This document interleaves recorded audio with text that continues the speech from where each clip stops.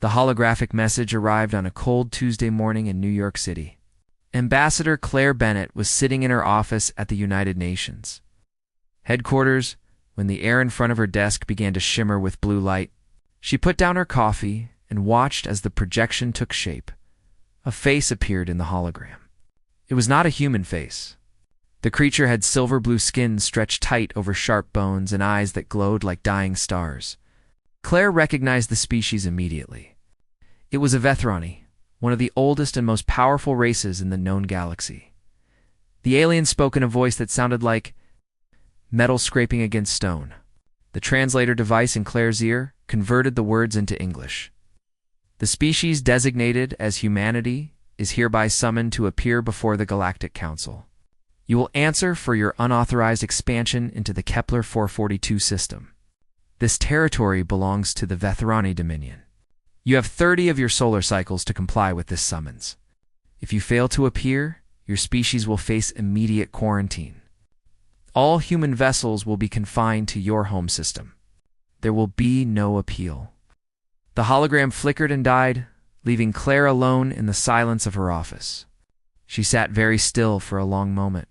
Then she reached for her phone and made a call. Admiral Daniel Marsh arrived within the hour. He was a tall man with gray hair and a face that had seen too many battles. He listened without interruption as Claire played the message again. "They are not inviting us to talk," Claire said when it finished. "They are putting us on trial." Daniel nodded slowly. His expression did not change, but Claire could see the anger in his eyes.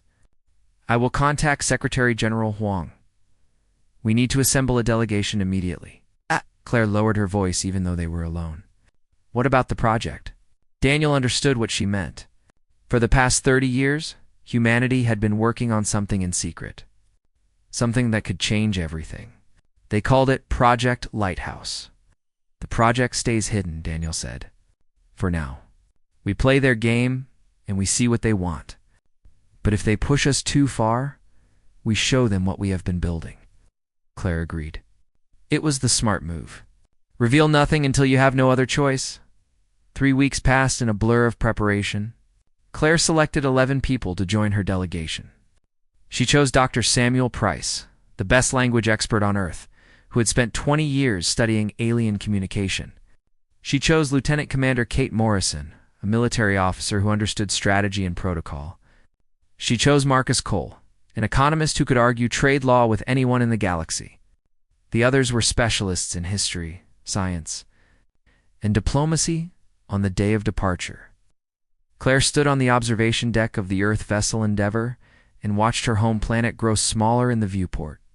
Blue oceans and green continents faded into a tiny marble floating in the darkness. She wondered if she would ever see it again. The journey took 6 days through the fold gates. These were massive structures built by ancient species long before humanity learned to walk upright. They bent space and time, allowing ships to cross thousands of light years in moments. Humanity had only recently been granted limited access to the gate network, and only along approved routes. Dr. Samuel Price joined Claire at the viewport as they approached their destination. He was a thin man with kind eyes and nervous hands that never stopped moving. "The Vethrani have controlled the Council for over 8,000 years, he said. "They see younger species like us as children at best. At worst, they see us as insects to be crushed." "Gosh, which one are we?" Claire asked. Samuel smiled, but there was no humor in it. "We are about to find out." The Council station appeared before them like a ring of fire around a dying red star. It was enormous, large enough to hold millions of beings from hundreds of different worlds. Ships of every shape and size moved around it like bees around a hive. The Endeavour docked at a port reserved for lesser species. Claire noticed that the more powerful races had their own private sections closer to the center. Humanity was placed at the outer edge, as far from importance as possible. A welcoming party waited for them at the airlock.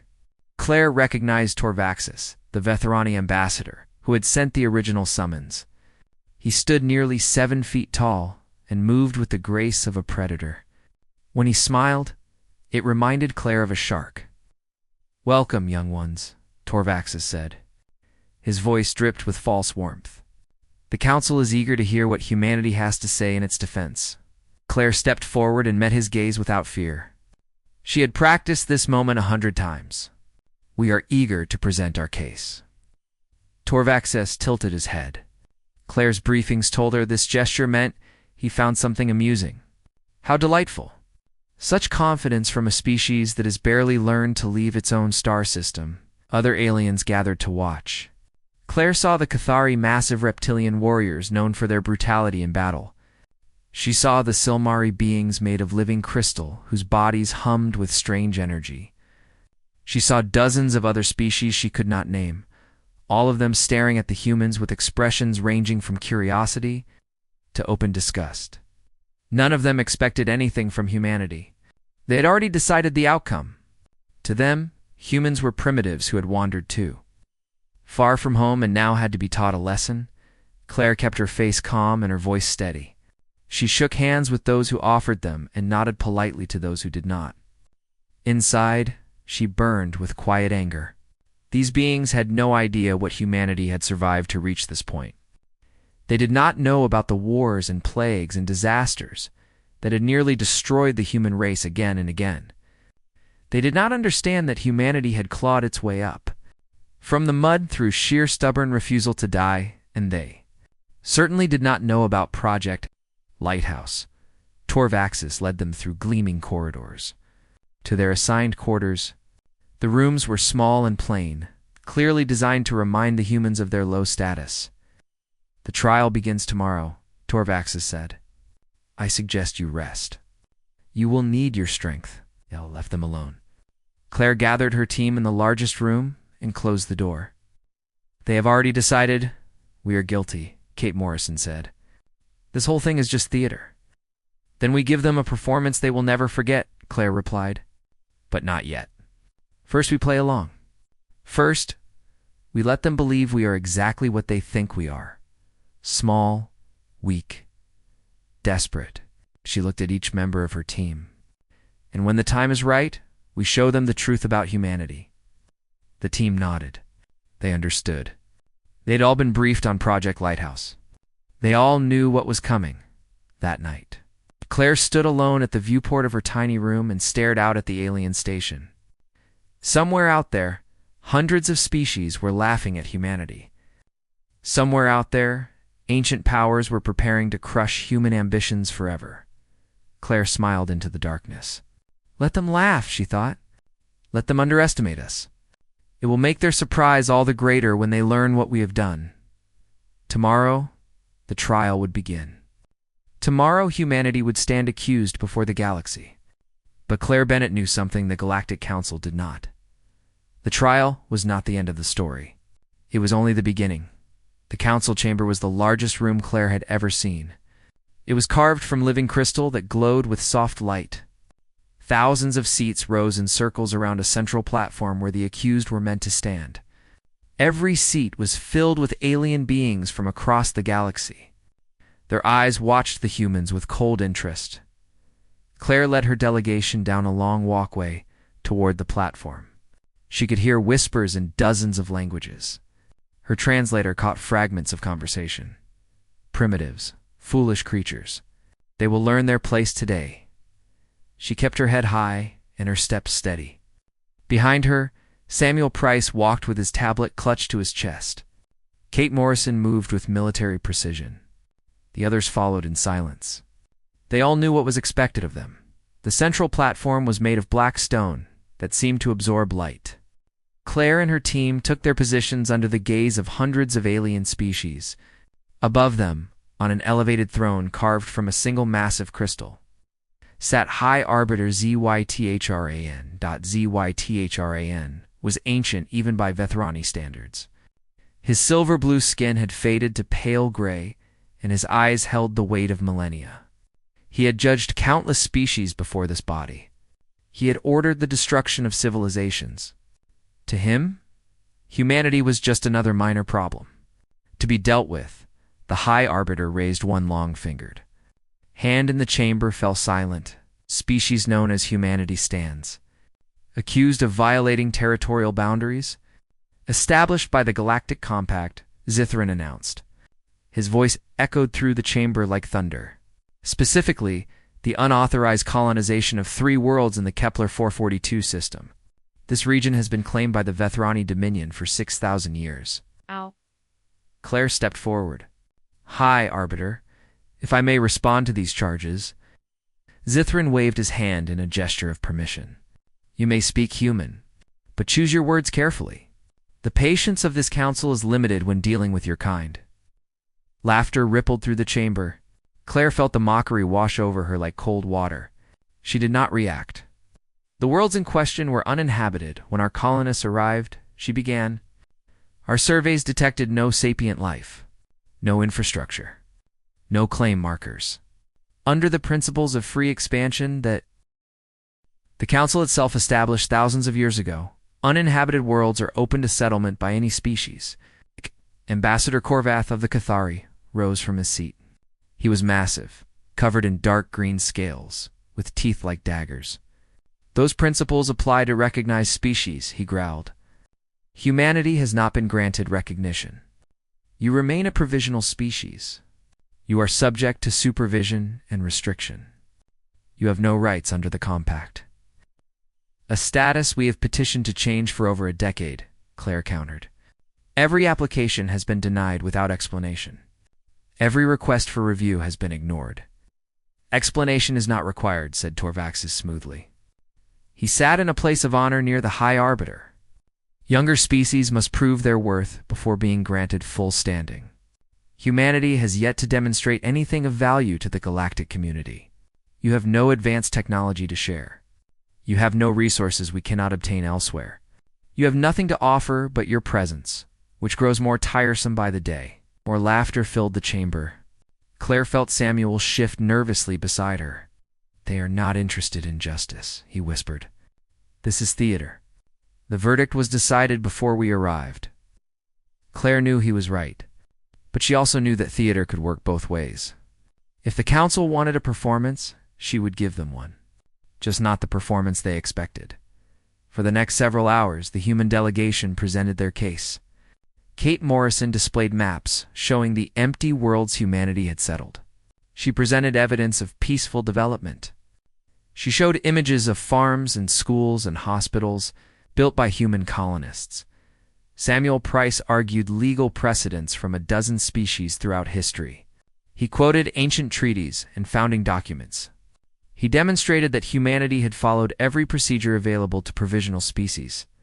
Marcus Cole presented economic data showing how human expansion could benefit regional trade. He offered projections of increased prosperity for neighboring systems. He proposed partnerships that would enrich everyone involved. The council listened with varying degrees of attention. Some delegates seemed bored. Others whispered among themselves. A few actually fell asleep in their seats. The message was clear. Nothing humanity said mattered. The outcome was already determined.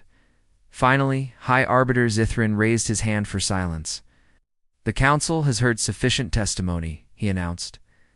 We will deliberate and render judgment within 3 cycles. The accused are dismissed. Claire bowed respectfully, even though her blood burned with anger. She led her delegation out of the chamber with dignity and tact. They walked in silence through corridors filled with aliens who stared at them with contempt as they neared the exit. Torvaxis intercepted them. He moved like a shadow, appearing suddenly in their path. Valiant effort, he said. His tone was the kind of false praise adults give to children who have failed. Truly, your species has a gift for pointless persistence. It is almost admirable. Claire faced him calmly. The trial is not over, Ambassador, Torvaxis laughed. The sound was harsh and cold. It was over before it began. Surely you understand that by now. Your colonies will be dismantled. Your ships will be impounded. Humanity will be confined to your home system for the next century. Perhaps longer. Consider it a lesson in knowing your place. And what place is that? Claire asked. The Vethrani ambassador leaned closer. His eyes glowed with ancient arrogance. At the bottom, human, where you belong. Where all young species belong, until they learn proper respect for their betters. Claire did not flinch. She did not look away. She met his gaze with steady defiance. "I've learned many things since arriving here," she said quietly. "I have learned that the Council values power above justice. I have learned that age is confused with wisdom. I have learned that those who have ruled for millennia have forgotten what it means to struggle." Torvaxis tilted his head. "Is this meant to be a threat?" "How amusing."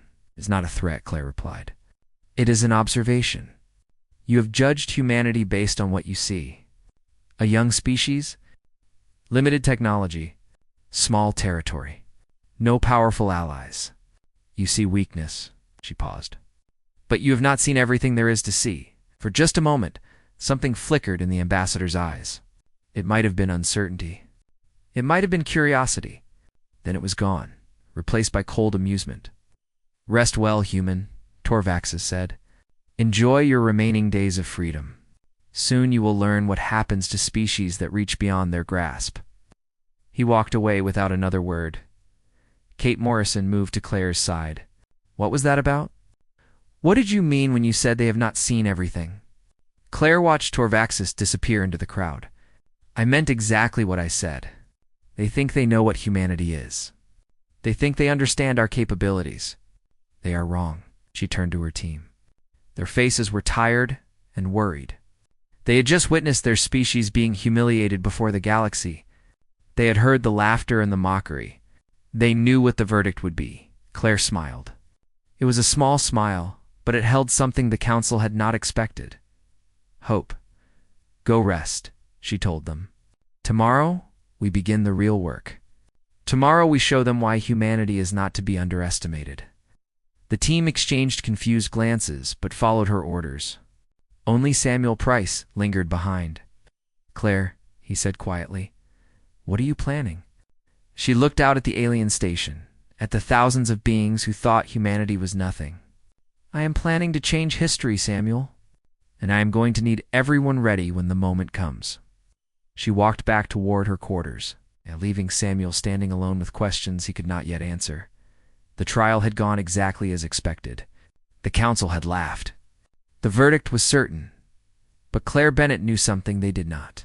The real trial had not yet begun. Claire sat alone in her small quarters aboard the Endeavour. The room was dark except for the glow of her communication device. She had been waiting for hours. Finally, the message arrived. The words appeared on her screen in coded form. She translated them slowly, her heart beating faster with each letter. "Project Lighthouse is ready. Full deployment confirmed. Authorization granted. Proceed at your discretion." She read the message 3 times to make sure she understood. Then she deleted it. No trace could remain. For 30 years, the brightest minds on Earth had worked in secret. They had built something that no other species in the galaxy possessed. Something that would change the balance of power forever. And now it was ready. Claire walked to the viewport and stared out at the alien station. Millions of beings lived there, representatives of hundreds of species. They all believed humanity was weak. They all thought this trial would end with humans crawling back to Earth. In shame, they were about to learn how wrong they were. A knock came at her door. Samuel Price entered with a datapad in his hands. His face was pale, and his voice shook slightly when he spoke. "The preliminary vote came through unofficial channels," he said. "One of my contacts among the Silmari shared it with me. The Council has already decided, tell me, unanimous against us. Every single delegation voted for full containment. They want to ban humanity from interstellar travel for 100 years. All human colonists will be forced to return to Earth. Our ships will be destroyed. Our technology will be confiscated." Claire nodded slowly. "I expected as much." Samuel stared at her. "Claire, this will destroy us. Everything we have worked for, everything we have built in the stars, it will all be gone. We will be prisoners in our own solar system." "No," Claire said quietly. "We will not. How can you be so calm? How can you stand there and act like this does not matter?" Claire turned to face him. Her eyes held a fire that Samuel had never seen before. "Because they have made a mistake, Samuel. A terrible mistake. They have pushed humanity into a corner. And they have no idea what humans do when we have nothing left to lose." She told him about Project Lighthouse.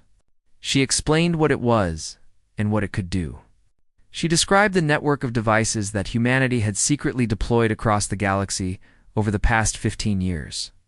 When she finished, Samuel sat down heavily on a chair. His hands were trembling. "This changes everything," he whispered. "Yes, it does.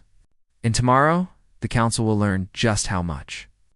The next morning, Claire sent a formal request for an emergency audience with the full council. The request was granted quickly.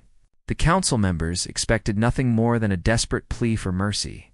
They were eager to watch humanity beg. The chamber was even more crowded than before. Word had spread that the humans were going to make some kind of final statement. Aliens packed the seats, eager to witness the spectacle.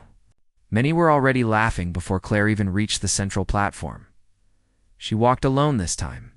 She had sent the rest of her delegation back to the Endeavor with specific instructions. If things went wrong, they were to leave immediately. But Claire did not think things would go wrong. High Arbiter Zithrin looked down at her from his crystal throne.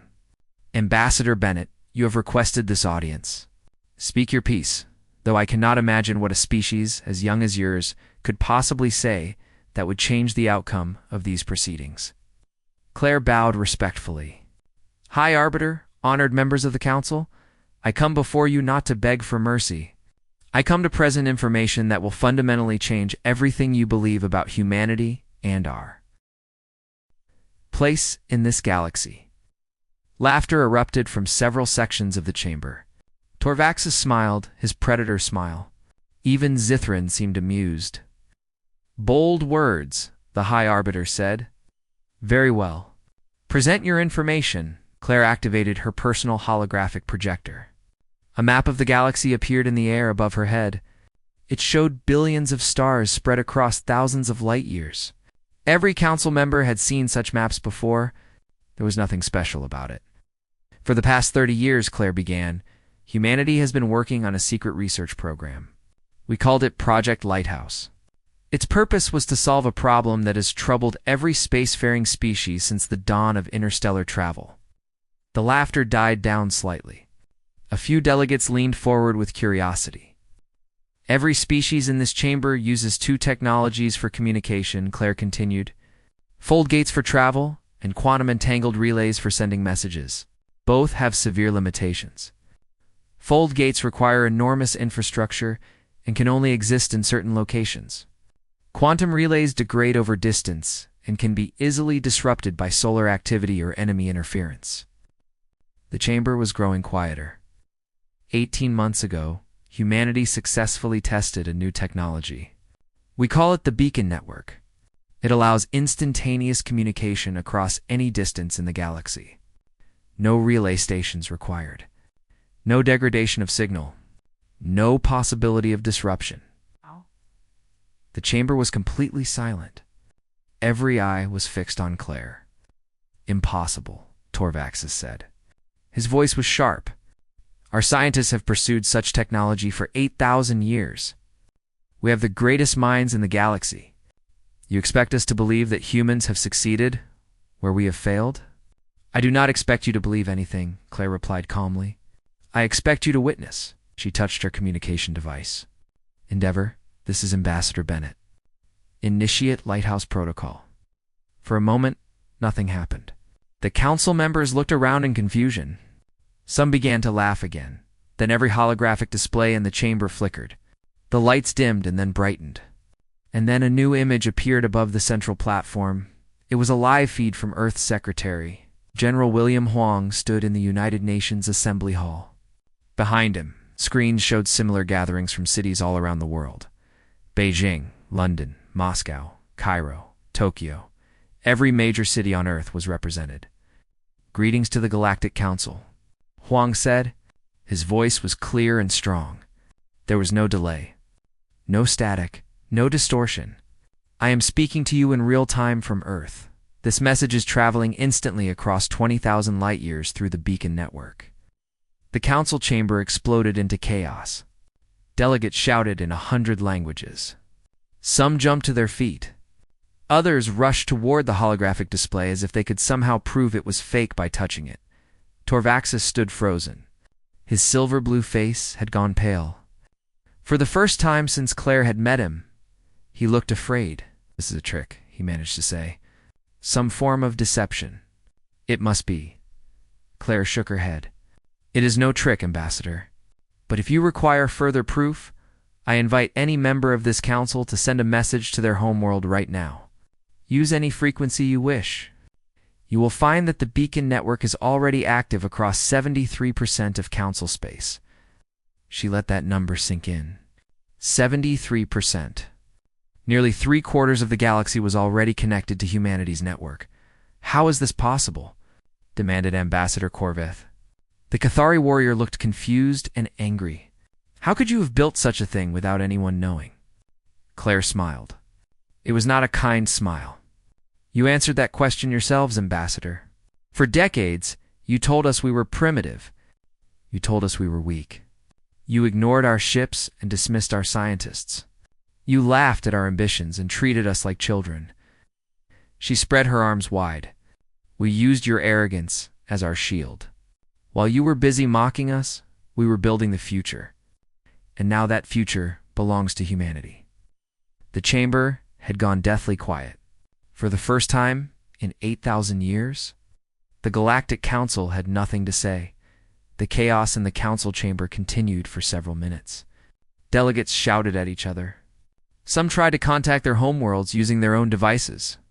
Others demanded explanations from their aides. The orderly assembly had become a storm of confusion and fear. "Hi!" Arbiter Zithrin struck his staff against the floor 3 times. The sound echoed through the chamber like thunder. Slowly, the noise died down. "Order," Zithrin commanded. His ancient voice was harder now. The amusement was gone from his eyes. "There will be order in this chamber." The delegates returned to their seats, though many continued whispering among themselves. All eyes turned back to Claire, who stood alone on the central platform with perfect calm. Ambassador Bennett Zithrin said slowly, "You claim to have developed instantaneous communication technology. You claim this network already covers most of council space. These are extraordinary claims." "Yes, High Arbiter. They are. Extraordinary claims require extraordinary proof. The demonstration with your homeworld could have been staged. You could have hidden a relay ship nearby. You could have prepared this illusion in advance." Claire nodded. She had expected this response. "Then let us remove all doubt. I invite any delegate in this chamber to test the network themselves. Choose any world, any distance. Send any message you wish, and wait for a response." A heavy silence fell over the chamber. The delegates looked at each other nervously. No one wanted to be the first. Then Ambassador Corveth of the Cathari rose from his seat. The massive reptilian warrior walked down toward the central platform. His footsteps were loud in the quiet chamber. "I will test your human technology," he growled. "My homeworld is 32,000 light-years from here. Even our fastest quantum relays take 4 days to reach it. If your network is real, I will know immediately." Claire gestured for him to proceed. "Use the display console. The network interface is already active." Corveth approached the console with suspicion. He entered a command in his own language. A message appeared on the screen. He spoke a series of words that Claire's translator identified as a military code phrase. Then he sent the transmission. Everyone waited. The chamber was so quiet that Claire could hear her own heartbeat. 3 seconds passed. Then 5. Then 10. A response appeared on the console. Corveth stared at it. His scaled face showed an emotion Claire had never seen on a Cathari before. It was shock. "The response is correct," he said. His voice was barely above a whisper. "My military command has replied with the proper countercode. This is impossible. This should be impossible." More delegates rushed forward to try the network. The Silmari ambassador contacted a research station on the far side of the galaxy. A representative from a species Claire did not recognize reached a colony ship traveling through deep space. Every message received an instant reply.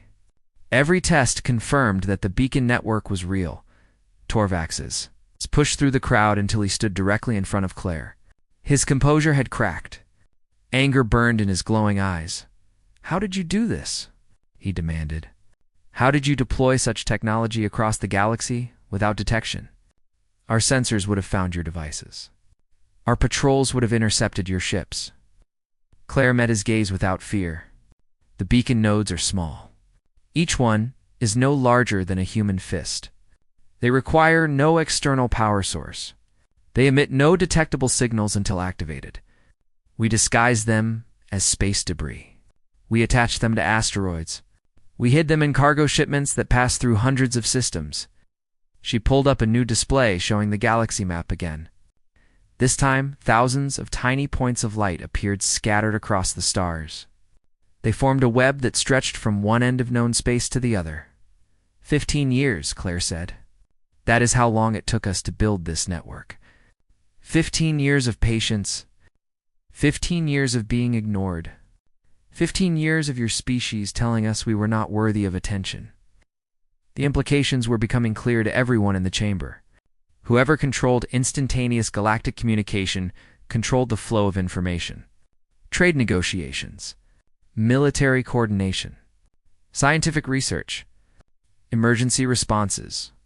Everything depended on communication. And now that communication flowed through humanity's network. High Arbiter Zithrin leaned forward on his throne. You have built a weapon, Ambassador Bennett. A weapon aimed at every species in this galaxy. High Arbiter, we have built a tool that can benefit everyone equally. We are not here to threaten the Council. We are here to offer partnership. Partnership. Torvaxis laughed bitterly. You hold a blade to our throats and call it partnership. We hold nothing to your throats. The network is already active. It is already being used by thousands of your ships and stations without their knowledge. We integrated our systems with existing communication channels months ago. We could have kept this secret forever. We could have used it to spy on every species in the galaxy. We chose instead to reveal it openly. Claire paused to let her words sink in. We are offering full access to the beacon network for all council members. Every species will benefit equally. Communication that once took days will now take seconds. Trade will flourish. Scientific collaboration will accelerate. Emergency aid can reach disaster zones instantly. The galaxy will be more connected than ever. Before and in exchange? Zithrin asked. What does humanity demand for this gift? 3 things. First, immediate recognition of humanity as a full member species with all rights under the Galactic Compact. Second, the right to retain our existing colonies in the Kepler 442 system. Third, a permanent seat on this council? The chamber erupted again. Shouts of outrage filled the air. Several delegates called for humanity's immediate expulsion. Others demanded that the network be destroyed. Torvaxis raised his voice above the noise. You cannot dictate terms to this body. The council has governed the galaxy for 8,000 years. We will not bow to blackmail from a primitive species barely out of its infancy. Claire remained calm. We are not dictating. We are proposing. You have a choice, Ambassador. You can accept our offer and gain access to technology that will transform your civilization. Or you can reject it. And if we reject it, what then? Will you shut down the network? Will you cut us off from communication? No, the network will remain active regardless of your decision. We will not use it as a weapon. But if you reject our offer, we will simply continue operating independently. We will offer access to species outside the Council. We will build alliances with those who are willing to work with us. Eventually, everyone will come to us anyway. The only question is whether the Council will lead that future or be left behind by it.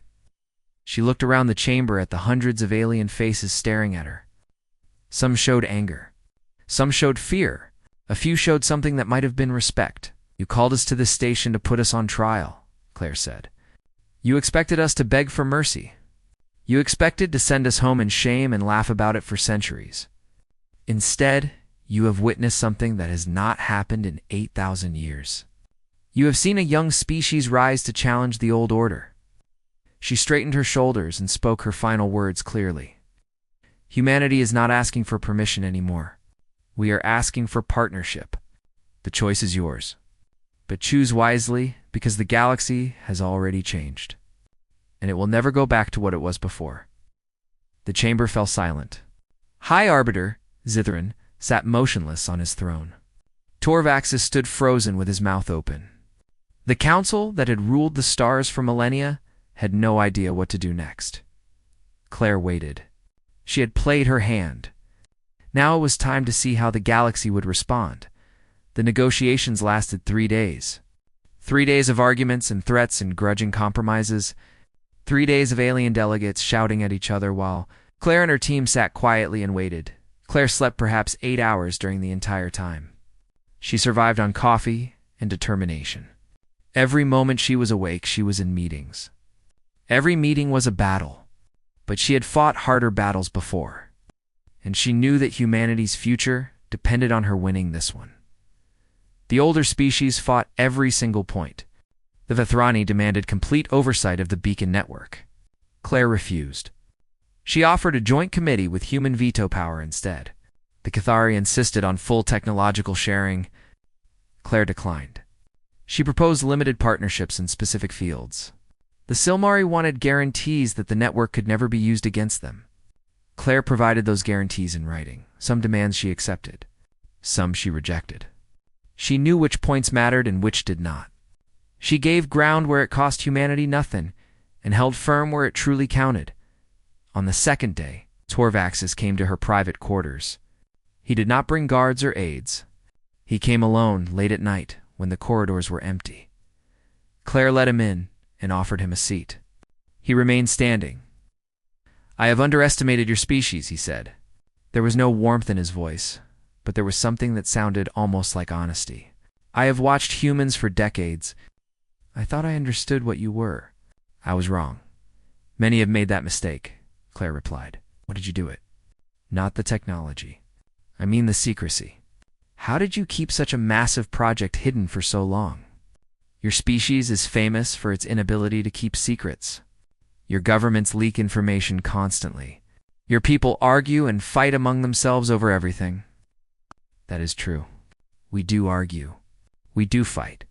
But there is one thing that unites all humans regardless of our differences. When we face a threat from outside, we stand together. When our survival is at stake, we become one people." Orvaxis studied her with his glowing eyes. "And you saw us as a threat? Not you specifically, but the system you represent? A system where young species have no voice.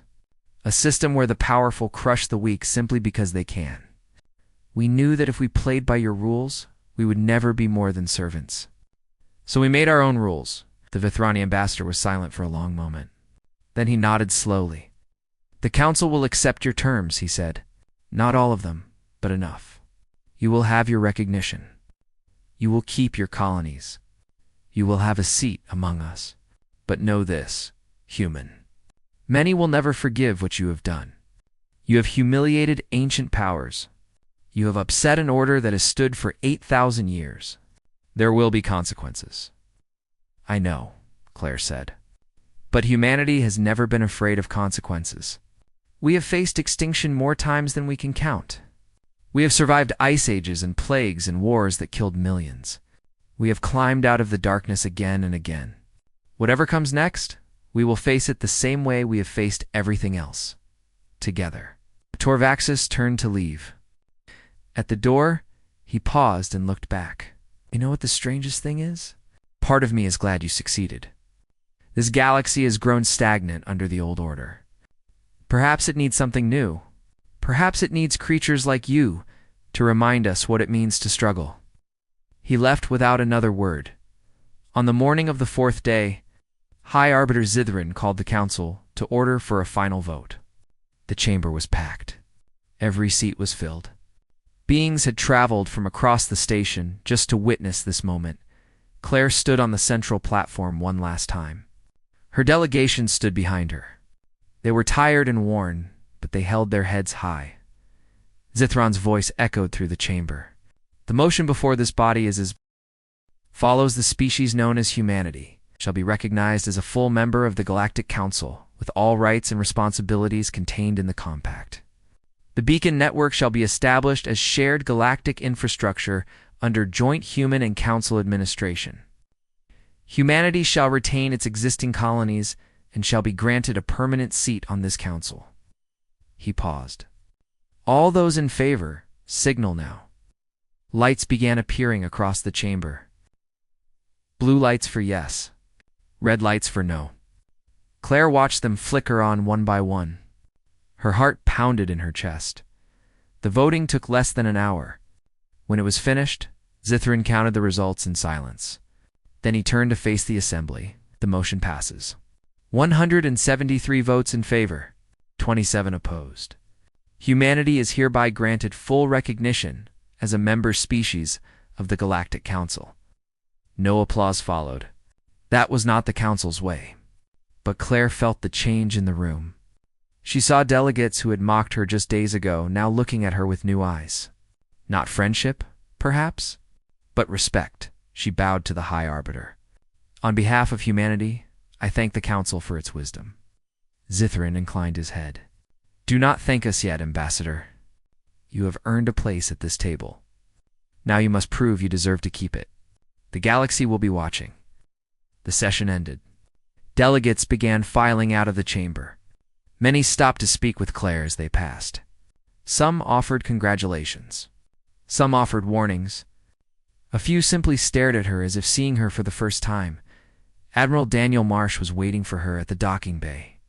He had watched the vote from the Endeavor and his face showed the relief he felt. Hell of a thing you pulled off, he said. The whole planet is celebrating. I have received messages from every government on Earth. They want to know how to thank you. Claire shook her head. Do not thank me. Thank the scientists who built the network. Thank the pilots who deployed the beacons. Thank every person who kept the secret and believed we could do the impossible. This was not my victory. This was humanity's victory. Daniel nodded. So what happens now? Claire looked out at the stars through the viewport. The same stars that humans had gazed at for thousands of years. The same stars that had seemed so far away for so long. Now they belonged to humanity as much as anyone. Now we get to work, she said. The Council accepted us because they had no choice. We need to make them accept us because we have earned it. We need to prove that humanity deserves its place among the stars. Not just today, but every day. She turned to face her team. They were exhausted, but their eyes were bright with pride. We have just begun, Claire told them. The hard work starts now. We have a galaxy to help build. We have alliances to form. We have trust to earn. The Council may have admitted us, but many of them still see us as children who got lucky. We need to show them what humanity really is. Kate Morrison smiled. And what is that? Claire thought about the question. She thought about everything humanity had survived. The wars, the disasters, the moments when it seemed like the end had finally come. And yet here they stood among the stars, equal to species that had ruled for millennia. We are the species that never gives up, she said. We are the ones who keep fighting when all hope is lost. We are the ones who turn weakness into strength and defeat into victory. That is what we are.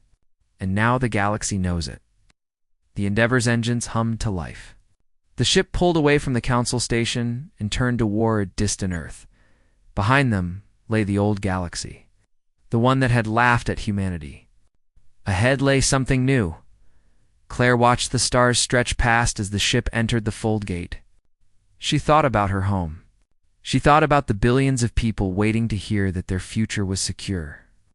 We are just getting started, she whispered to herself, and somewhere in the vast darkness of space, the beacon network pulsed with light, connecting worlds that had never been connected before. Humanity's gift to the galaxy. Humanity's proof that the smallest voice could change everything the galaxy had laughed at. Earth, it would never laugh again.